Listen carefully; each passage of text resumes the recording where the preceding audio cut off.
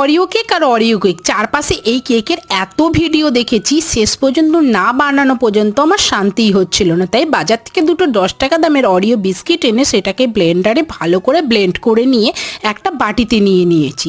এবার আমি এখানে 5 টাকা দামের দুধের একটা প্যাকেট অ্যাড করেছি, এটা অপশনাল। আর আমি এখানে চিনি অ্যাড করছি না, কারণ বিস্কিটটা অলরেডি মিষ্টি। তোমরা বেশি মিষ্টি পছন্দ করলে চিনি অ্যাড করতে পারো। আর কোনো রকম অ্যাসেন্সও অ্যাড করিনি, যেহেতু এটা অরিও ফ্লেভার কেক।